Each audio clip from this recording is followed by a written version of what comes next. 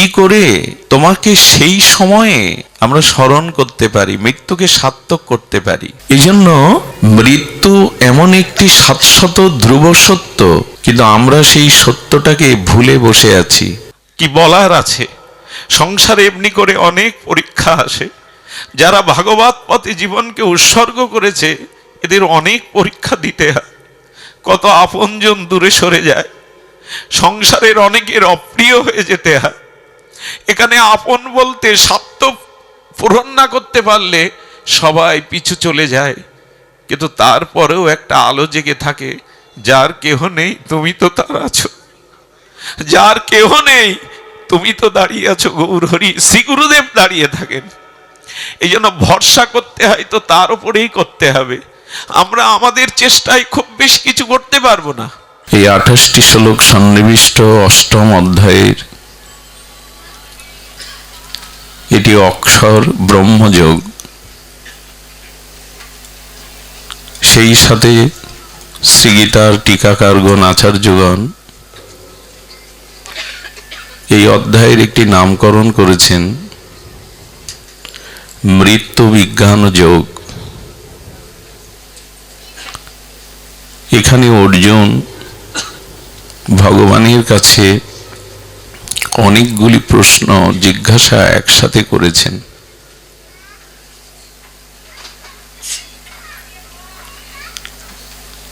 একই সাথে এত জিজ্ঞাসার বৃষ্টি অর্জুন আর করেননি। জিজ্ঞাসাগুলি এমন, কিং তদ্ব্রহ্ম, কিং অধ্যত্তং, কিং কর্ম পুরুষোত্তমম, অধিভূতং চ কিং প্রক্তং, অধিদৈবং কিমুশ্চতে, অধিযোগ্য কথং কহত্র দেহস্মিন মধুসূদন, প্রয়াণ কালে চ কথং শ্রেয়সী নিয়ত আত্মাভি। প্রশ্ন করছেন ব্রহ্ম কি, আধ্যাত্ম কি, কিং কর্ম পুরুষোত্তমম, কর্ম কি, অধিভূত কাহাকে বলে, অধিযোগ্য কিরূপ, এবং সবথেকে যে বিষয় আজ আলোচনার জন্য সামান্য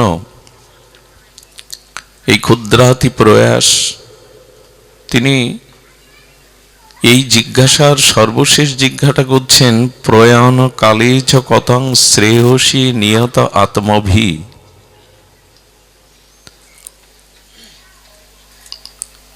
মৃত্যুর অন্তিম মুহূর্তে অর্জুনের জিজ্ঞাসার মধ্যে সর্বশেষ জিজ্ঞাসাটি বড় আমাদের জন্য অনুভবের। প্রয়াণ কালে চ কথং শ্রেয়সী নিয়ত আত্মাভি। মৃত্যুর 1 সেকেন্ড পূর্বে, মৃত্যুর মুমূর্ষ মৃত্যু সন্নিকটে এই জাতীয় জীবের তোমার প্রাপ্তির উপায় কি? এই অধ্যায়ের এই জন্য নামকরণ করা হয়েছে মৃত্যু বিজ্ঞান যোগ। কি করে মৃত্যুকে, মহামৃত্যু বা ভগবৎ প্রাপ্তির উপায়, এটি অর্জুনের জিজ্ঞাসা ছিল। কিন্তু আমার যেটা মনে হয়, একটি ছোট্ট পাখি দরজা বা জানলা দিয়ে ঘরে প্রবেশ করেছে, সেই দরজা জানলাটা যদি রুদ্ধ করে দেন, ওই পাখিটি ছটপট করে বাইরে যাওয়ার জন্য। ওই সময় তার যে অবস্থাটা হয়, সম্মুখে মৃত্যু এলে মানুষের ওই অবস্থা হয়। তার দেহ, তার ইন্দ্রিয়, তার মন, তার বুদ্ধি সর্বাংশে ক্রিয়া করে না। আমার মতো মাদিস জন হলে, ভজন বিমুখ হলে সারা জীবনের অপরাধ পাপ সামনে ভেসে আসে। সংসার আসক্তি বিষয়মুখী মানুষ তার রিপু ইন্দ্রিয় যে ভোগ বাসনা উপভোগ করেছে, তো ইন্দ্রিয়, মন, বুদ্ধি, বাগরুদ্ধ এই জরাগ্রস্ত শরীরে সক্ষমতা থাকে না প্রাণ যুগলের মধ্যে, ভ্রু মধ্যে অথবা মন ও মানসে ভগবানের চিন্তা করবার। এই জন্য অর্জুন এমন একটি প্রশ্ন করেছেন, আমাদেরও তো এই সম্মুখীন হতে হবে, সেদিন কি করে তোমাকে আমরা প্রাপ্ত হতে পারব? তো এখন মৃত্যু নিয়ে যদি আমরা একটু পর্যালোচনা বা আলোচনা করি, তাতে দেখব জাতস্য হি ধ্রুব মৃত্যু, মৃত্যু যে চিরসত্য, শাশ্বত, সনাতন, এটি মাঝে মাঝে দেহাবেশে, সংসার আবেশে আমরা ভুলে যাই। একটি পা বাড়িয়েছি, দ্বিতীয় পাটি তুলব, আমাদের এ সামর্থ্য নাই। মুখে অন্নের গ্রাস দিয়েছি, সেই গ্রাসটা পাকস্থলিতে প্রবেশ করবে, মৃত্যু আমাকে এই সময় দেবে না। একটি নিঃশ্বাস প্রত্যাহার করলাম, কিন্তু গ্রহণ করতে পারলাম না, এর নাম শেষ নিঃশ্বাস ত্যাগ, মৃত্যু। কত নিকটে দেখুন তো। যে বাক্যটা বলতে চাইছি তা বলা হলো না, এ দেহ থেকে আত্মা বিযুক্ত হয়ে গেল। আচ্ছা, আপনাদের যদি বলা হয় আমাদের গৃহে আজ আপনার নিমন্ত্রণ, কিন্তু আপনি যখন আসবেন তখন আপনার দেহের ছায়াটা নিয়ে আসবেন না, সম্ভব কি? আপনি আসুন, কিন্তু আপনার দেহের ছায়াটা যেন নিয়ে আসবেন না, এটি সম্ভব কি? তেমনি যেদিন আমি জন্মেছি, ছায়ার মতো মৃত্যু আমার মধ্যেই রয়ে গেছে।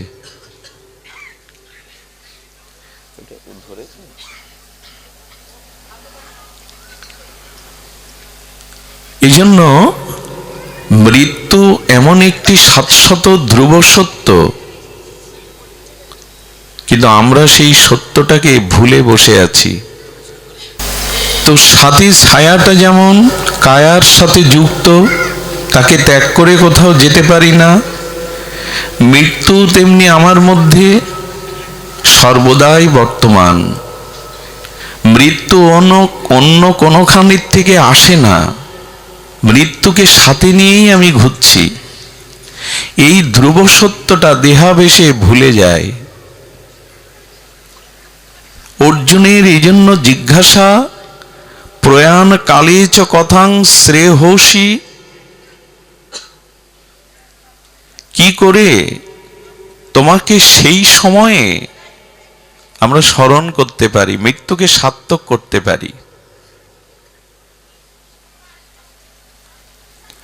মৃত্যুর কাল কবলিত এই সংসারে আমরা মৃত্যুকে ভুলে থাকতে চাই। কেউ মৃত্যুবরণ করলে আমরা হরিবোল শব্দটা একটু বিপরীত করে বলহরি বলি, এবং বলহরি শব্দটা মঙ্গলময় শব্দ। হরি বলতে বলা হচ্ছে, হরি শব্দ মঙ্গলময়, পাপ হরণ করে, পাপ হরণ করে আমাদের হৃদয়ে প্রেমের সঞ্চার করে। সেই বলহরি শব্দটি মৃত্যুর পরে উচ্চারিত হয় সনাতন ধর্মে।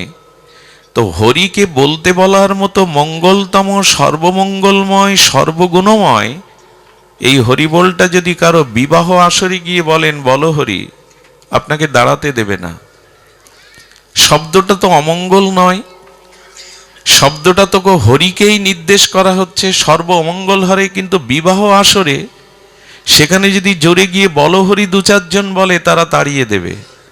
তার মানে মৃত্যুকে আমরা জেনেও স্বীকার করতে চাই না।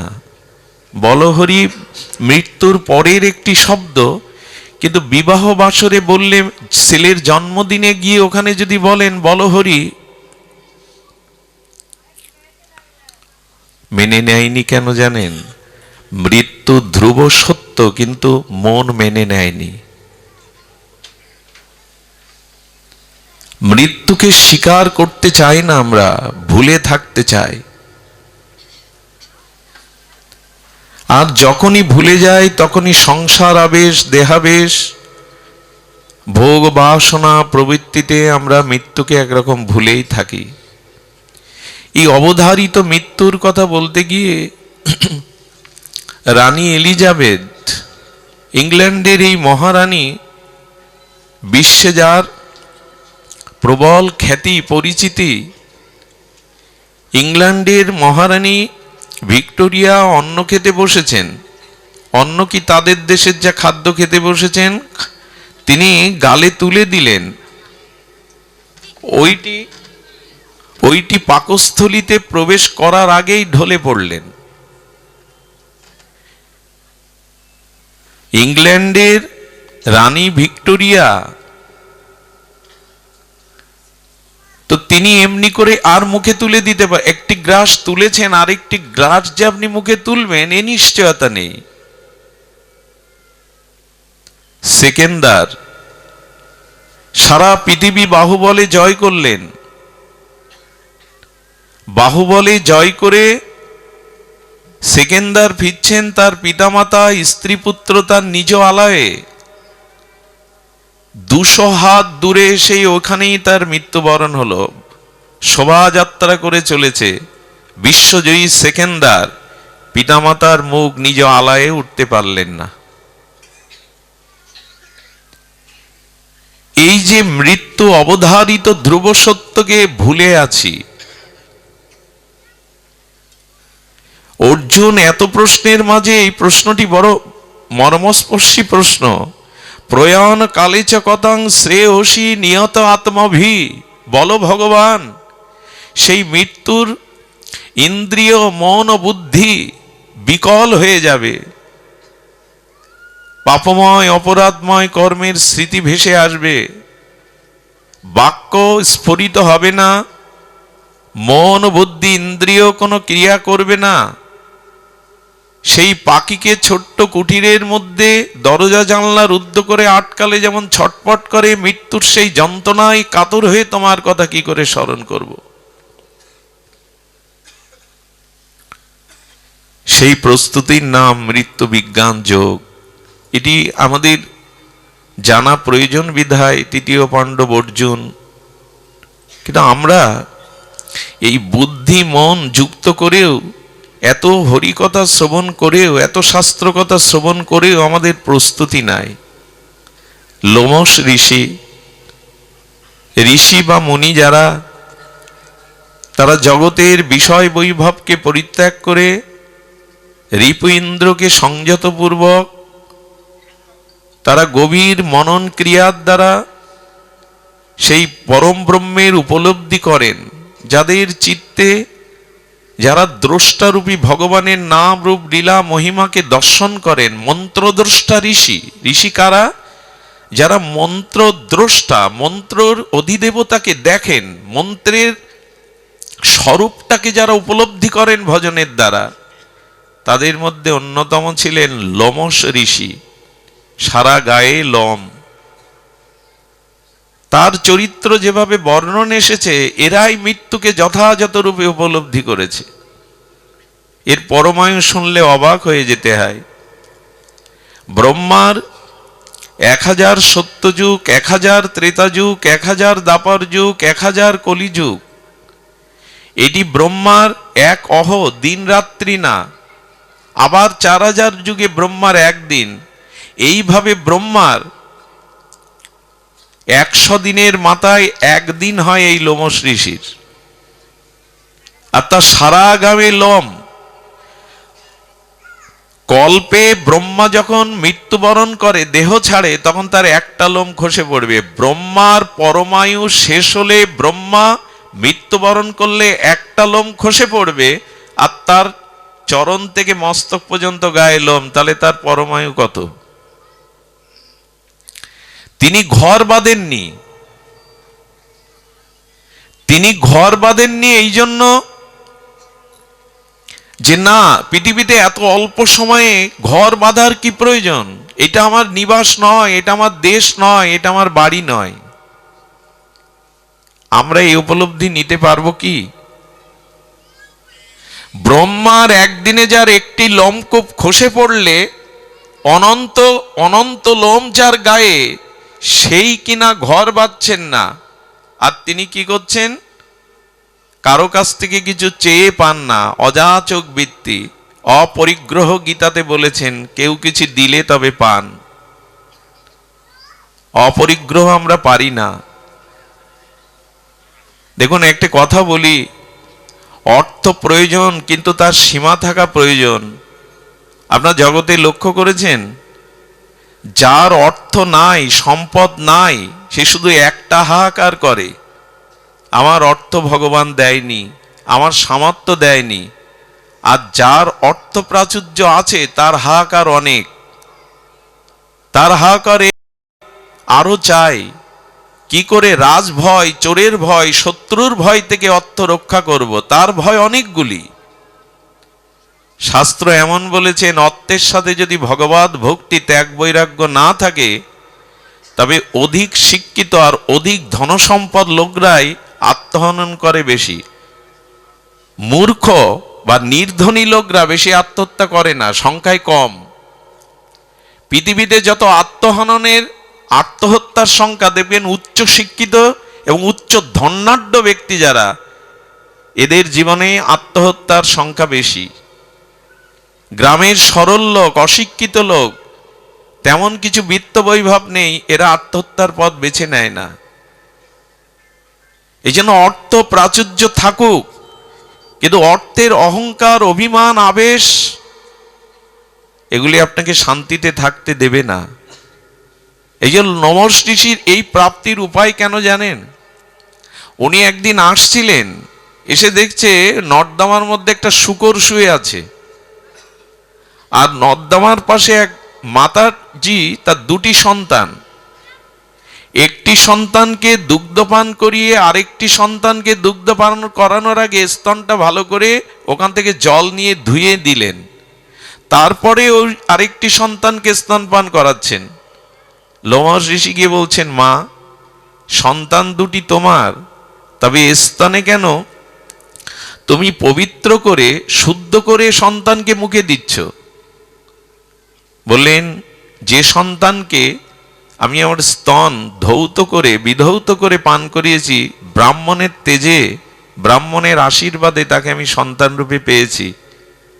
আর আমার স্বামী নিচকুলে জন্ম, যে সন্তানকে দুধ আগে পান করালাম, সে আমার স্বামীর প্রদত্ত, আমারই গর্ভধারণ করা সন্তান। তাই ব্রাহ্মণের সন্তানকে আমি কোনো উচ্ছিষ্ট দিতে পারি না, ব্রাহ্মণের মর্যাদা ভগবান দিয়েছেন, তাই আমি বিধৌত করে ওর স্তনটা মুখে দিয়েছি। লোমশ ঋষি ওই মায়ের দিকে তাকিয়ে কি করলেন জানেন? ওই শূকর যেখানে শুয়েছিল, অন্য জল নেই বিধায় ওই জল নিয়ে ওই ব্রাহ্মণ শিশুপুত্রের চরণ ধুয়ে চরণামৃত পান করলেন।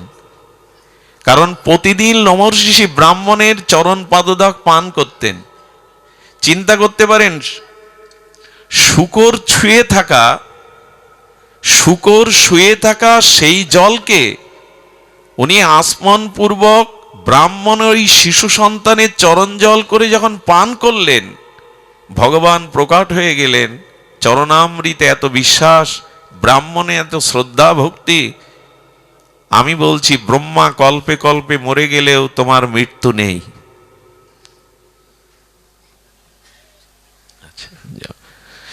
মৃত্যু নাই। এজন্য তিনি পর্যন্ত অপরিগ্রহ করে জীবন কাটাতেন। কিন্তু আমরা মৃত্যুকে স্মরণ করি কি? মৃত্যু যে কোনো সময় ছায়ার মতো আমার কাছে আছে, কিন্তু সেই মৃত্যু স্মরণ আমাদের এলো না। তুকারামকে একজন বলছেন, আপনি কেন এত আনন্দে থাকেন? আপনার ভালো গৃহ না, স্ত্রী মনোমতো না, উঠতে বসতে আপনাকে গালি দেয়, কষ্ট দেয়। আপনার অর্থ নেই, ঘর নেই, বাড়ি নেই, আপনি এত মস্তিতে আনন্দে কি করে থাকেন? যে তাকে প্রশ্ন করছে, তার হাতকানা দেখে বলছেন, 1 সপ্তাহ পর তোমার মৃত্যু হবে। এটা আমি বলছি। গৃহে গিয়ে দরজা বন্ধ করে কাঁদছে ঠাকুরের সামনে। 1 সপ্তাহ সময়, ছেলেদেরকে বিষয় সম্পত্তি দিয়ে দিলেন, স্ত্রীকে বললেন, আমাকে বেশি ডেকো না, পারলে একটু প্রসাদ দিও, আমি মন্দিরেই থাকবো। ছেলেদের ডেকে মামলা মকদ্দমা তুলে নিলেন, যাদের সাথে শত্রুতা ছিল তাদের ডেকে ডেকে চরণ ধরে ক্ষমা চাইলেন, আমার 7 দিন আয়ু। ওই 6 দিন ধরে ভগবানের নিত্য নিরন্তর কাঁদছে আর ভগবানকে ডাকছে, কিছুই তো করা হলো না, নিজের উদ্ধার তো হলো না।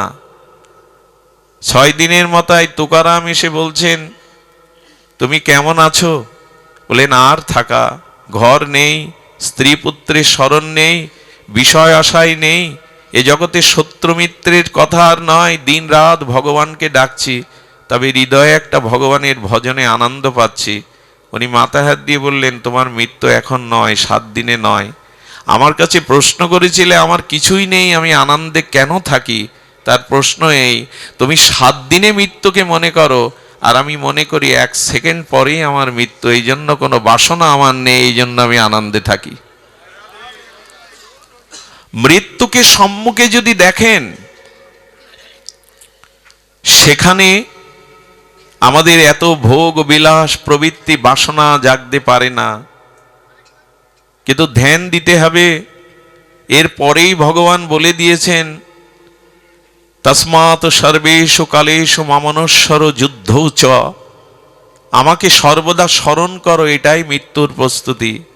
আর শোনো, আমাকে সারা জীবন আত্মনিবেদন করে যদি ভজন করতে পারো, এই জড়জাগতিক কাল কবলিত অনিত্য প্রপঞ্চ শরীর যদি সাড়া না দেয়, বুদ্ধি স্মৃতিশক্তি যেদিন তোমার সাড়া না দেয়, তবে জেনে রাখো, তোমার অন্তিম সময় তোমার হৃদয়ে বসে আমি তোমার নাম করিয়ে নেব, আমি তোমার দায়িত্ব পালন করে নেব। আমাকে স্মরণ করো, মৃত্যুকে সম্মুখে দেখে স্মরণ করো। সুধীজন, এই জন্য প্রয়াণকালে সেই বিশেষ রূপে ভগবানের স্মরণের জন্য আজ আমাদের কিন্তু উপলব্ধি আসে কই। তবে একটি মার্মিক কথা বলেই বিশ্রাম করি। আসলে মনে হচ্ছে আমি গিয়েও কি কাকে রক্ষা করতে পারবো? আপনাদের আশীর্বাদ, হরিকথা, ভগবানের কৃপায় তার রক্ষা কবচ। হয়তো কোনো ব্যবস্থা তিনি করবেন, আর ভগবানের কৃপা সৌম্য এসে গেছে। সে ভাগবত প্রবক্তা, পরিপূরণটা তার দ্বারাই ভগবান করবেন বলে এনেছেন। আমি সামান্য যেটা শুরু করেছিলাম, এই অবস্থাতে কথা বলাটা খুব কষ্টকর, তবু ভাবি কিছু তো করার নেই, আমাদের হাতে কিছু নেই। হয়তো আত্মীয় স্বজন ভুল বুঝবে, কিন্তু এইটুকু জেনেছি আপনাদের সুদৃষ্টিতে, তার হাতের বাইরে আমাদের কিছু করার নেই। তো এই যে ভগবানকে উপলব্ধি করার জন্য নিত্য নিরন্তর স্মরণের কথা শুনছি, পাঠে জানছি, কিন্তু নাম স্মরণ হয় কই, লীলা স্মরণ হয় কই, নিত্য নিরন্তর অবিচ্ছিন্ন তৈলধারার ন্যায় ভগবত স্মরণটা হয় না কেন? বলল, উপলব্ধি আসেনি। উপলব্ধি আসেনি কেন? উপলব্ধি আসেনি দেখুন, শ্রী গুরু কৃপা ব্যতীত, বৈষ্ণব কৃপা ব্যতীত আপনার উপলব্ধি আসতে পারে না। তার ছোট্ট একটা দৃষ্টান্ত, দুটি দৃষ্টান্ত বড় মার্মিক, একটু ধ্যান দিন। অর্জুন এবং শ্রীকৃষ্ণ একই রথে, দুইজন আলাদা রথে নয়। অখণ্ড পরতত্ত্ব স্বয়ং সচ্চিদানন্দ পরম ব্রহ্ম ভগবান শ্রীকৃষ্ণ এবং অর্জুন একই রথে, কিন্তু অর্জুনের মোহ বিষাদ এলো কেন? বিষাদ মানে কিংকর্তব্য বিমূঢ়তা, হতাশা, বিষণ্ণতা, সিদ্ধান্তহীনতা, দুঃখ, অশ্রুজল, নিজের বুদ্ধির বিপর্যয়, এগুলি সব বিষাদেরই সরলত্ব এই শব্দের। তো ভগবান শ্রীকৃষ্ণ যে রথে দাঁড়িয়ে, ভগবানের মতো সখা যার, তার মোহ আসবে কেন? সূর্যে অন্ধকার আসবে কেন? একটাই কারণ, অর্জুন সখা রূপে কৃষ্ণকে দেখছে, ভগবান রূপে কৃষ্ণকে দেখছে। ভগবান রূপে না দেখলেও তো তিনি ভগবান। ভগবানকে মানি আর না মানি, তিনি তো সচ্চিদানন্দ ভগবান। কিন্তু অর্জুনের বিষাদ কেন, কর্তব্য বিমূঢ়তা কেন? এর একটাই কারণ, অর্জুন গুরু কৃপা এখনো পাননি। এই দেখুন কি মর্মার্থ। এই জন্য অর্জুন বিষাদগ্রস্ত হয়ে অশ্রুসজল নয়নে কিংকর্তব্য বিমূঢ় হয়ে রথে ধনুর্বাদ ত্যাগ করলেন। হতাশাগ্রস্ত হয়ে, বুদ্ধি বিপর্যস্ত হয়ে, বিষাদগ্রস্ত হয়ে গেলেন। কিন্তু বিষাদগ্রস্ত মানুষকে প্রসাদ দিতে পারে একমাত্র গুরুদেব, ভগবান না।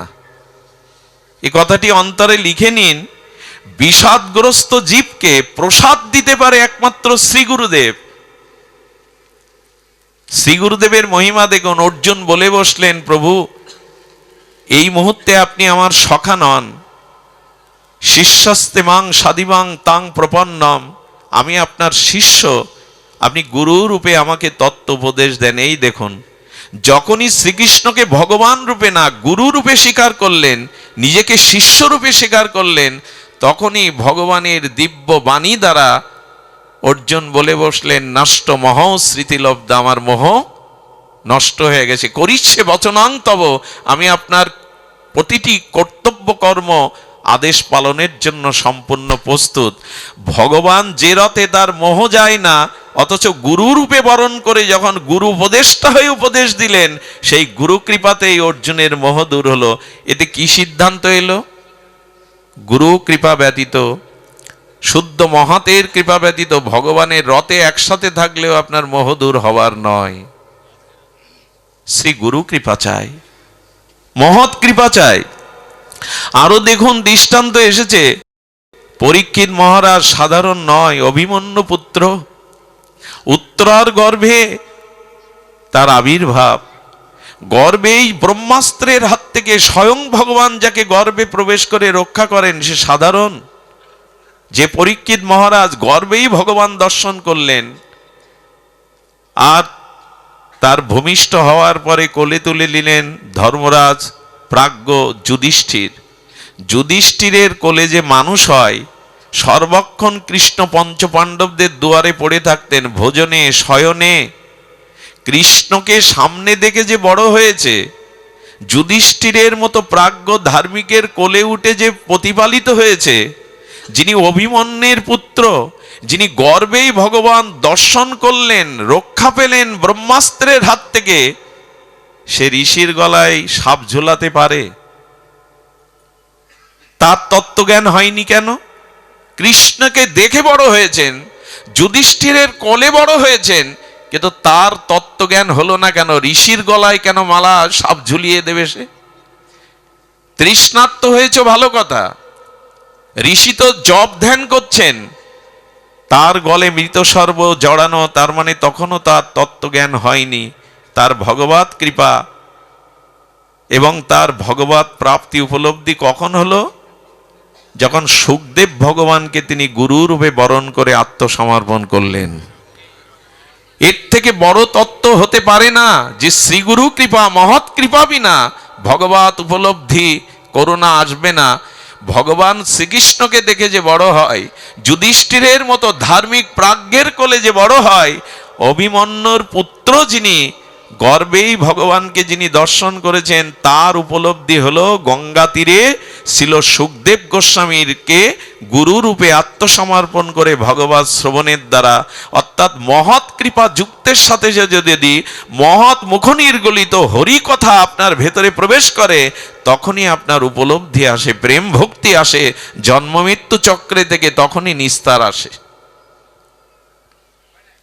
কথাটি অন্তরে ধারণ করতে হবে যে শ্রী গুরু কৃপা ব্যতীত, মহৎ কৃপা ব্যতীত, ভাগবত শ্রবণ ব্যতীত আমাদের মোহ যেতে পারে না। পরীক্ষিত মহারাজ তো নিজেই বলছেন, মৃত্যু ভয় তার ছিল, মৃত্যু ভয় তার ছিল যে 7 দিনেই তক্ষক দংশনে বিপ্রবিশাপে তার মৃত্যু হবে, তার এই উপলব্ধি ছিল।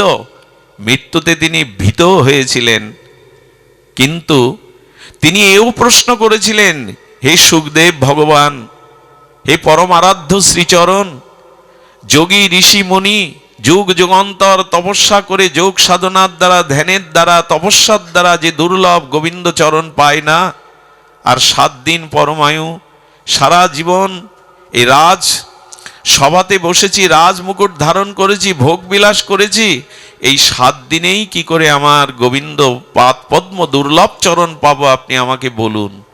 যখনই সমর্পণ করলেন, আত্মসমর্পণ করলেন, তখনই ছিল সুখদেব গোস্বামীর এই গুরু কৃপায়, মহৎ কৃপায়, ভাগবত কৃপায় সে বলতে বলতে কি বলে চলে গেল। এখন যদি তক্ষক আমার সামনেও আসে, গুরুদেব আপনার অপরোক্ষ অনুভূতি, আপনার ভাগবত কৃপায় এখন আমি চারিদিকে মৃত্যুকে দেখছি না, সর্পকে দেখছি না, দেখছি সর্পের মধ্যে আমার গোবিন্দকে। এই উপলব্ধি হলো তার। এই জন্য শ্রী গুরু কৃপা ব্যতীত, মহৎ কৃপা ব্যতীত কিছুই হওয়ার নয় সুধীজন। এই জন্য এই প্রয়াণকালে শ্রী ভগবানের স্মরণ তখনই আসতে পারে যখন মহৎ কৃপা, গুরু কৃপা, ভাগবত কৃপা আপনার উপরে বর্ষিত হবে। স্বতন্ত্রভাবে জীবনকে পরিচালনা করলে শুধু ভগবানের দিকে চেয়ে থাকলেই হবে না। মনে আছে ভগবান বলেছেন, যার আমাকে ভজিবার যার আসে অভিলাষ, গোবিন্দ বলছেন আমাকে ভজিবার যার আসে অভিলাষ, সে ভজুক গিয়ে মোর মঙ্গল দাস। আমার মঙ্গল কোনো মহৎ ভক্তকে সে ভজন করুক, তবেই আমার ভজনের অধিকার পাবে সে। এই জন্য গুরু কৃপা ছাড়া, মহৎ কৃপা ছাড়া আমাদের জীবনে ভগবত উপলব্ধি আসতে পারে না, ভাগবত কল্যাণ আমাদের জীবনে কখনো আসতে পারে না। তাই অনুরোধ করব, শুধু মন্দিরে নয়, শুধু ভগবানের দিকে চেয়ে থাকা নয়, যদি ভজনই করতে হয় তবে মহৎ কৃপা, গুরু কৃপাকে সম্বল করুন। এই উপলব্ধি ছাড়া আমাদের আসবে না। এই জন্য মৃত্যুর এই সময় কখন আসবে যেহেতু আমরা জানি না, একটা বৃষ্টির বিন্দুর ফোঁটার মতো আমাদের পরমায়ু। এই পরমায়ু কখন শুকিয়ে যাবে, ননীলি জল জল জীবন টলমল।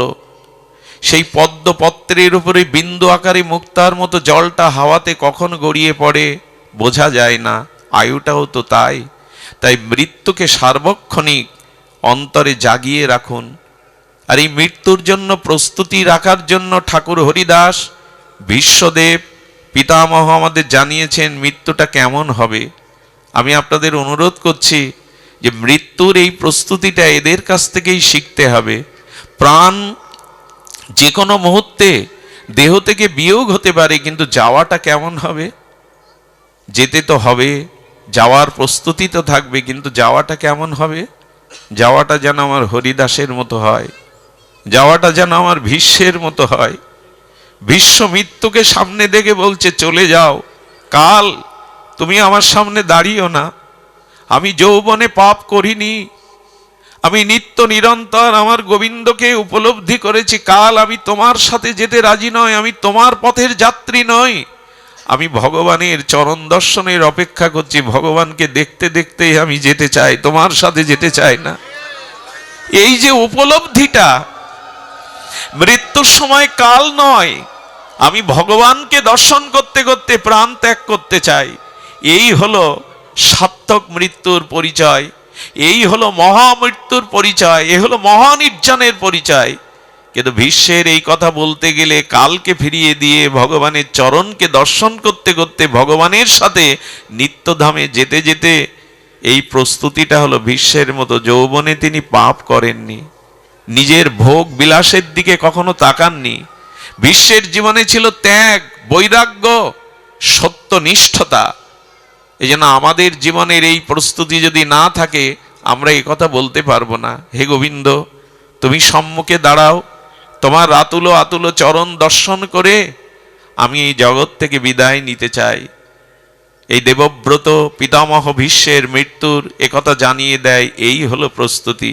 এমন ভজন করেছি তো, এমন ভক্তি অর্জন করেছি তো, যে মৃত্যুর সময় গোবিন্দ তার সচ্চিদানন্দ মূর্তি চরণ নিয়ে দাঁড়াবে, তার বদন দর্শন আর তার চরণ দর্শন করতে করতে জগৎ থেকে চলে যেতে পারবো। মহামৃত্যু আসবে আমার জীবনে, মৃত্যু আসবে না, আমি সে পথেই যাব যে পথে গেলে আর পুনরায় জগতে জন্ম মৃত্যু চক্রে আসতে হবে না। এর প্রস্তুতি ভীষ্মের মতো ত্যাগ থাকা চাই, বৈরাগ্য থাকা চাই। যারা আমরা সাধু বেশ নিয়েছি, যারা আমরা এই ভগবত ধর্মে দীক্ষা শিক্ষা নিয়েছি, যারা শুদ্ধ গুরু পরম্পরা এই ভগবত প্রগতির পথে এসেছি, আমরা যেন নিজেকে না ঠকাই। এই পথে এসে লোভ, লালসা, অর্থ রক্তবিত্ত সম্মানের কাঙাল যেন না হয়, এই পথকে, এই সাদা বস্ত্রকে যেন কলঙ্কিত না করি।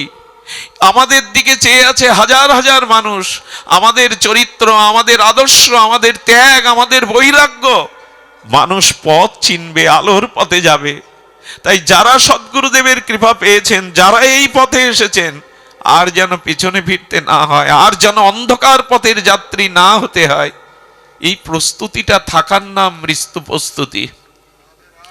শুদ্ধ জীবন, ভগবত জীবন।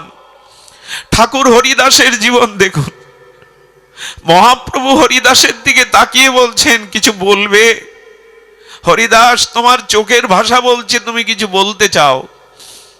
ঠাকুর হরিদাস স্বভাবত দৈন্যের মূর্তি, দৈন্যের অবতার, বললেন, তোমার কাছে কিছু বলবার যোগ্যতা তো আমার নাই, ভগবানকে সামনে কিছু বলবার যোগ্যতা তো আমার নাই, তবে যদি অভয় দাও, নিজের একটা ইচ্ছার কথা বলি।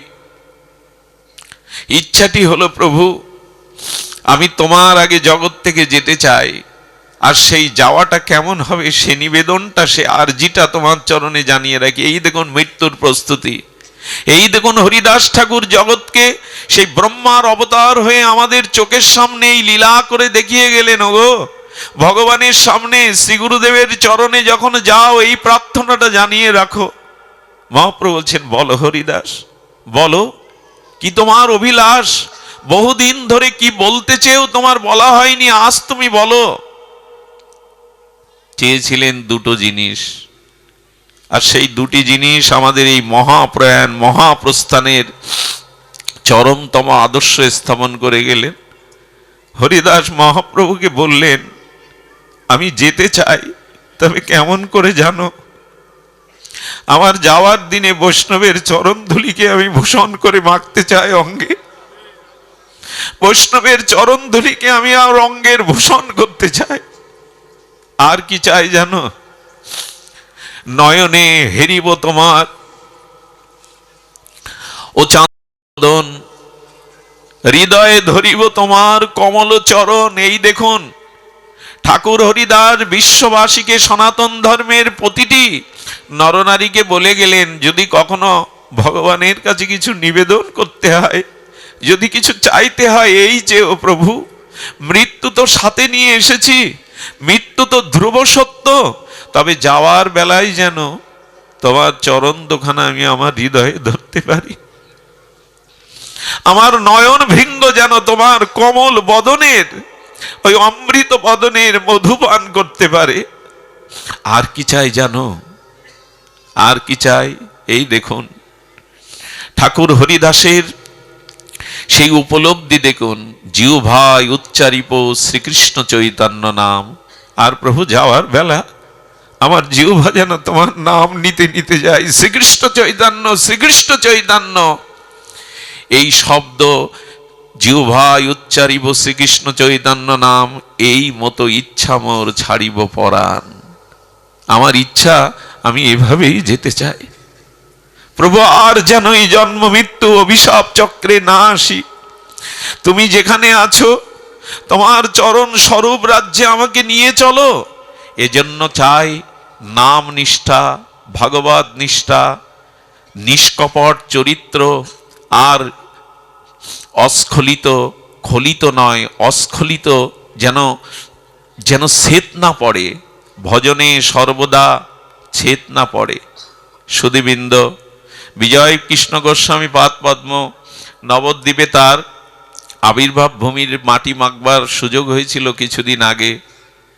বিজয় কৃষ্ণ গোস্বামী পাদপদ্ম তার এক বন্ধু ছিলেন বৃন্দাবনে, তিনি ব্রজে যেতেন, ব্রজের অনুরাগ ছিল তো।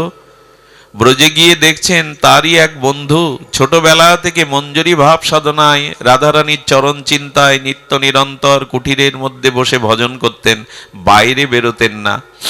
ওই যে মঞ্জরি ভাব সাধনা, শ্রী গুরুদেবের কৃপায়, মহাপ্রভুর অনবদ্য অবদানে তার মধ্যে এই গুরুদেব স্থাপন করে দিয়েছিলেন, আত্মানাং চিন্তায়তে তত্র তাসাং মধ্যে মনোরমাম রূপ যৌবন্য সম্পন্নম কিশোরীং প্রমাদাকৃতিম। সেই রাধারানীর কিঙ্করী মঞ্জরি স্বরূপের অভিমান গুরুদেব দিয়ে দিয়েছিল। হরিনামের সাথে সাথে রাধারানীর চরণ চিন্তার সাথে সাথে মঞ্জরি ভাব সাধনা ভাবতে ভাবতে বিজয় কৃষ্ণ গোস্বামী কুটিরের সামনে গিয়ে দেখছেন দেহটা পড়ে গেল, আর সেই দেহ থেকে 11-12 বছরের এক কিশোরী দিব্য জ্যোতির্ময় মূর্তি দেহ থেকে বেরিয়ে চলে যাচ্ছে। এরকম মৃত্যু শুনেছি আমরা, এ গল্প নয়, কাউকে জানানোর মতো উপন্যাসিক কোনো কাহিনী নয়।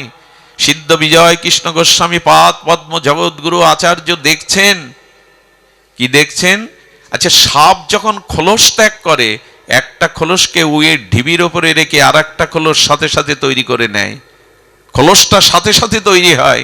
তেমনি রাধা রানীর চরণ চিন্তায়, শ্রী গুরুদেবের বিশেষ কৃপায় আত্মার মধ্যে যারা কিশোরী প্রমাদাকৃত্তিম রাধা রানীর কিঙ্করী রূপের উপাসনা করে যান, এই ভজন নিত্য নিরন্তর করেন, তাদের মৃত্যু সাধারণ নয়। এই দেখুন, গোস্বামীপাদ দেখলেন ওই নিত্য ভজন চিন্তায় সেই মঞ্জরি ভাবের বালিকা স্বরূপে রাধারানীর কিঙ্করী স্বরূপে নিত্যলীলায় প্রবেশ করলো, নিত্যলীলায় প্রবেশ করলো।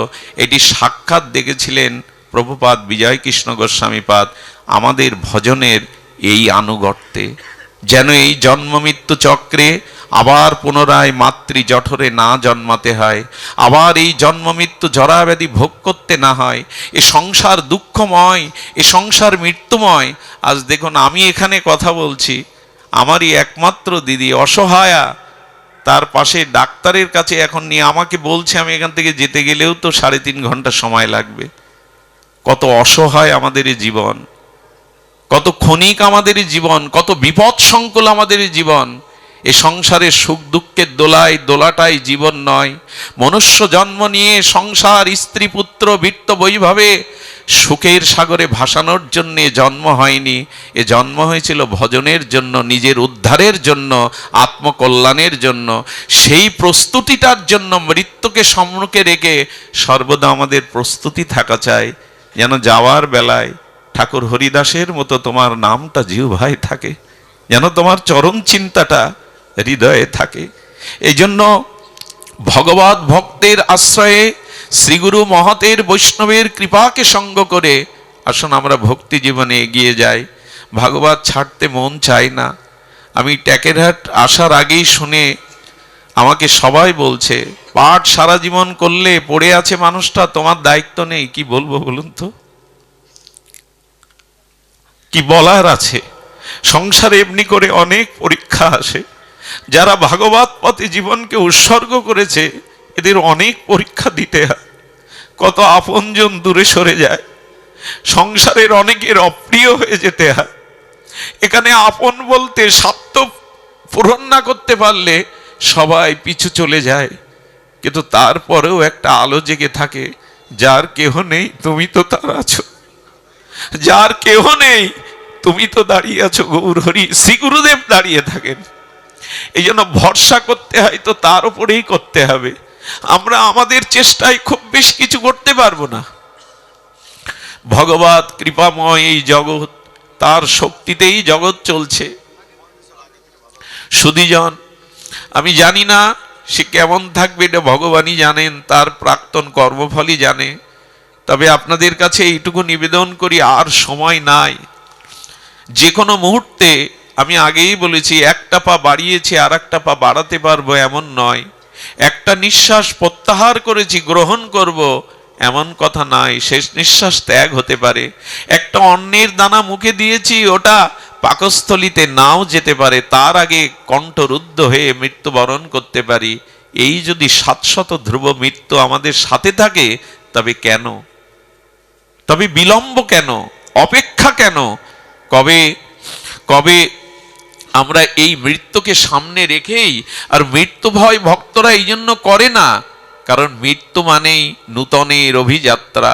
প্রভু, এই জন্মে এই দেহটা ছেড়ে যেন তোমার চরণে নিবেদন করতে পারি, আরেকটু এগিয়ে যেতে পারি, আরেকটু যেন আমাদের এগিয়ে থাকতে পারি। আর এই এগিয়ে থাকা আর কিছু নয়, এগিয়ে থাকা মানে প্রভু ভক্ত গৃহে জন্মটা দিও, কোনো শুদ্ধ ভক্ত মায়ের কাছে পাঠিও।